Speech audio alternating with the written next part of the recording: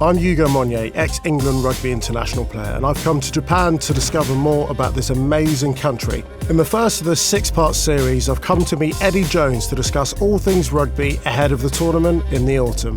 We've arranged to meet at the YCAC club that is thought to be where the first game of rugby was played in Japan. How you doing, Eddie? You well? Hi, mate. Not too bad, thank you. It is customary, isn't it, for me?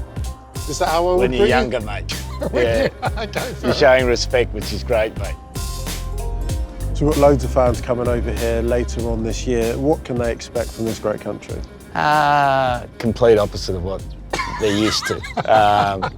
How do you mean? The culture here is just exact opposite. Things are done differently, and they're going to have some great cultural experiences. There's a great mix between the cities. I just think it's great for rugby that we're expanding our wings. You know, we've been a sport that's played in the very traditional countries, England and the Celtic countries, the Southern Hemisphere countries, and to go into Asia. It's a great opportunity for the sport to grow and for a lot more people to be involved in it. The word that keeps popping up, even in this short conversation, is culture. And the one thing I've learned about is the Bushido values. Can you just talk about what the Bushido values are and how they really align themselves with rugby? Well, the samurais were the real warriors of Japan, and they were the guys that fought all the foreigners and basically kept Japan, Japan. When I first came to coach Japan, we had a side that their average score against a Tier 1 country was 85-0. But I knew that within Japan there was this fighting spirit, there was this code of honour, and they're all great values. Let's start with duty. Tell us exactly what that looks like in a team environment. Well, I think that's looking after your person, looking after your family. Certainly, I think that's a core value of any team. Courage to me is that ability to be yourself and to be your own team and to play the game how you think you should play.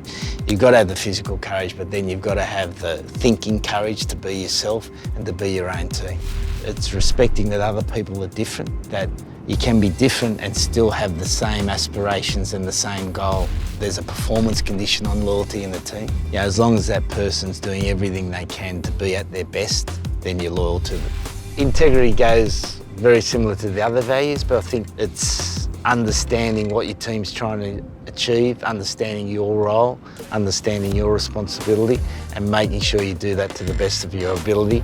What's really important is how you live those values, how every day the behaviours that you see around the team, with the public, with the media, are the values that are important to being together. Work hard, be disciplined, be respectful. Tell us about your relationship with Japan, because you've got a pretty deep one, right? Yeah, well, I'm half Japanese. My mother's Japanese, dad's Australian. I finished playing in Australia and went and played half a year in Leicester, and then came back via Japan for some reason and stopped over, and then understood some of the customs that my mother made us do. And Such as? Just like every time you went to someone's house, you had to take a present. You could never go without anything. You had to give a present. I think one massive thing when I look at you in Japan is you coaching the Japanese team. Does it feel any different being back here, being the England coach rather than coaching the Japanese team? It does feel different.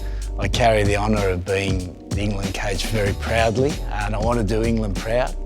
I want England to play in a way that captures the heart of the Japanese community.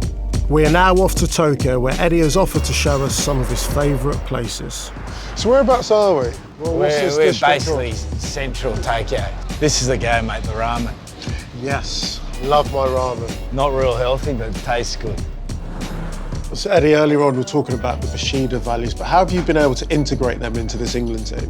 England's always been one of those strong traditional teams where the team's been important and playing for the shirt's been important, so that was always there. Japanese famous rugby star. He?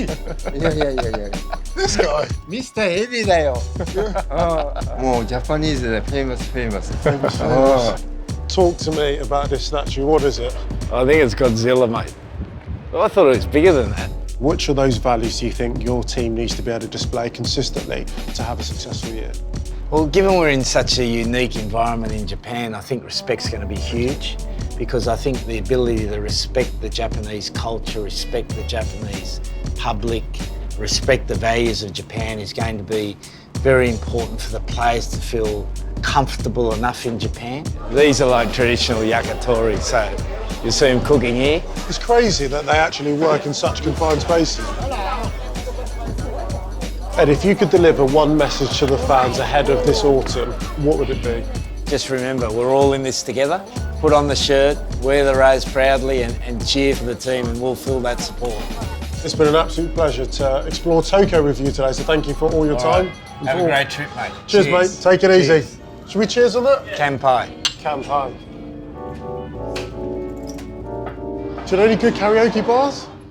I'm now heading off to visit some of the cities where the England team will play and learn more about the Bushido values and Japanese culture.